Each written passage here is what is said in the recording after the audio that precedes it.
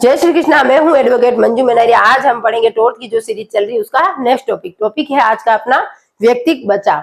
व्यक्तिक बचाव को आत्मरक्षा के नाम से भी संबोधित किया जाता है, मतलब आत्मरक्षा के नाम से भी जाना जाता है।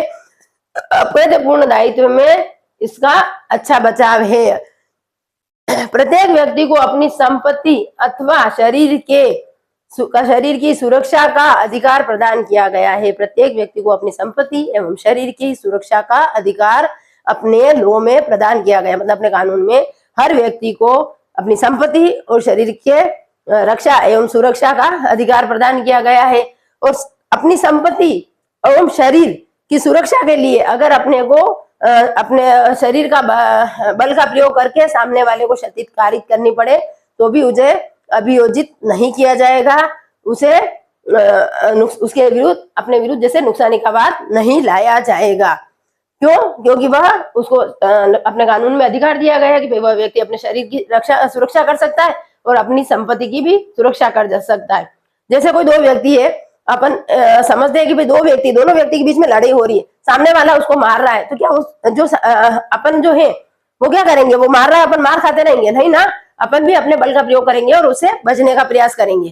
तो अपन जो सामने से वो अपने को मार रहा है और अपन जो बचने का प्रयास कर रहे हैं वही व्यक्तिगत बचाव है, मतलब अपना अपन बचाव कर रहे हैं। यानी कि आत्मरक्षा, मतलब अपने आत्मा की यार अपने शरीर की अपन रक्षा कर रहे हैं। भाई वो मार रहा है तो उससे बचने के लिए अपन भी उसको मार रहे हैं। या अपने घर में कोई चोरी हो गई, कोई चोर घुस आया तो वो अपनी जैसे कोई गहने जेवर लेके जा रहा है या वो कोई डकैत आ गए तो उनको भगाने के लिए अपन अपने शरीर का जो बल का प्रयोग करते हैं, तो उसके लिए अपने को अभियोजित नहीं किया जाएगा, न ही नुकसानी का बाद लाया जाएगा, चाहे उस सामने वाले को क्षति ही कारित क्यों नहीं हो जाए। इसको अपन एक उदाहरण के द्वारा देखेंगे। उदाहरण है क जो एक व्यक्ति होता है वो ख के मकान में चोरी के आशय से प्रवेश करता है, मतलब चोरी करने के लिए क जो होता है ख के मकान में घुसता है और कुछ आभूषण और कुछ कैश उसके तिजोरी में पड़ा होता है, वो निकाल लेता है और निकाल के लेके भागने ही वाला होता है। इतने में ख उसको देख लेता है। तो वह दौड़ के उसका पीछा करते हैं। जैसे वो पीछा करते तो सामने जो दौड़ता उसके हाथ में एक लाठी आ जाती है और उस लाठी से ख को मारने का प्रयास करता है, उसको मतलब मारने ही वाला होता है। जितने में उसके ख के पास में एक पत्थर आ जाता है और वो उसको पत्थर मारता है।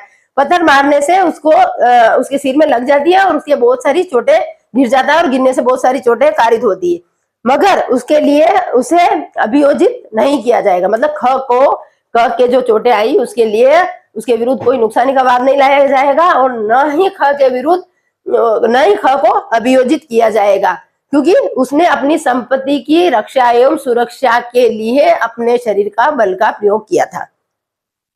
जो पोलक है, पोलक ने यह बताया है, विधिवेता है अपने, इन्होंने ये बताया कि व्यक्तिगत बचाव यानी कि आत्मरक्षा का बचाव जो होता है अपनी पत्नी एवं अपने घर के अन्य सदस्यों की सुरक्षा एवं रक्षा के लिए भी अपन कर सकते हैं। मतलब कि अपनी पत्नी, अपना पुत्र पुत्री, माँ बाप, उनके भी शरीर को अगर कोई संकट कारित हो रहा है तो उनके बचाव के लिए अपन व्यक्तिगत बचाव ले सकते हैं। आत्मरक्षा की का बचाव भी अपन ले सकते हैं। इसको भी अपन एक उदाहरण के माध्यम से समझेंगे। उदाहरण है, एक जो व्यक्ति होता है वह दूसरे व्यक्ति की अवयस्क पुत्री, एक व्यक्ति होता है जैसे क नाम का एक व्यक्ति है और ख नाम का जो व्यक्ति है उसकी जो पुत्री होती है अवयस्क, वह एक व्यक्ति क्या करता है कि ख की पुत्री के साथ में बलात्कार करता है और ख उसको बलात्कार करते हुए देख लेता है। तो वह क्या करता है कि उस अपनी पुत्री को बचाने के लिए उसके अपना शरीर का बल का प्रयोग करता है तथा उसको धक्का देता है। उसको धक्का देने से क्या होता है कि उसके शरीर पर बहुत सारी चोटें कारित हो जाती है और उसके नुकसान कारित होता है। इसके लिए उसे अभियोजित नहीं किया जाएगा। क्यों? क्योंकि उसने अपने परिवार के अन्य सदस्यों की सुरक्षा के लिए, मतलब अपनी बेटी की सुरक्षा के लिए उसने अपने शारीरिक बल का प्रयोग किया तथा अपनी बेटी को बचाने के लिए उस आदमी को धक्का दिया तथा अपनी पुत्री को बचाया। तो इसमें भी आत्मरक्षा का बचाव लिया जा सकेगा। इसके लिए उसे अभियोजित नहीं किया जाएगा, न ही उसके लिए कोई नुकसानी का वाद लाया जाएगा। अब जो ये अपने व्यक्तिगत बचाव है, व्यक्तिगत बचाव के लिए दो आवश्यक बातों का होना, यानी दो अनिवार्य तत्व होते हैं। पहला अनिवार्य तत्व होता है कि संपत्ति एवं शरीर को संकट उत्पन्न होना। किसी जो व्यक्ति अपने शरीर का बल का प्रयोग कर रहा है सामने वाले के लिए, उसकी या तो उसकी संपत्ति को नुकसान होना चाहिए, उसके ऊपर संकट होना चाहिए, या फिर उसके शरीर के ऊपर संकट होना चाहिए, तो वो व्यक्तिगत बचाव ले सकता है या आत्मरक्षा का बचाव ले सकता है। दूसरा आवश्यक तत्व है कि सामने वाला जितने बल का प्रयोग अपने ऊपर कर रहा है, मतलब सामने वाला अगर लाठी से मार रहा है तो अपने को लाठी से ही मारना है, वो अपने हाथ से लड़े झगड़ा कर रहा है तो अपने को हाथ से ही करना है। ऐसे नहीं कि वो तो हाथ से हाथापाई कर रहा है और अपन बंदूक निकाले और बंदूक निकाल के उस पर गोली दाग दे ताकि वो मर जाए और फिर आत्मरक्षा का बचाव ले ले, भाई मैंने तो अपनी आत्मरक्षा के बचाव के लिए किया था। तो ऐसा नहीं होगा। जैसा जितना बल का प्रयोग वो कर रहा है, जैसे वो हाथ से लड़ेगा, अपने को हाथ से करनी, डंडे से कर रहा तो अपने को डंडे तक ही करनी है, मतलब उतने ही बल का प्रयोग करना है जितना सामने वाला कर रहा है। ऐसे नहीं कि भाई वो तो डंडे लकड़ी लेके आया और अपने को लकड़ी से मार रहा है और अपन गए दौड़ के एक तलवार निकाली और उसकी गर्दन ही उड़ा दी, जो वो राम नाम सत्य हो गया, मतलब वो पहुंच ही गया। तो इसमें अपने को व्यक्तिगत बचाव नहीं मिलेगा, आत्मरक्षा की सुरक्षा का बचाव नहीं मिलेगा।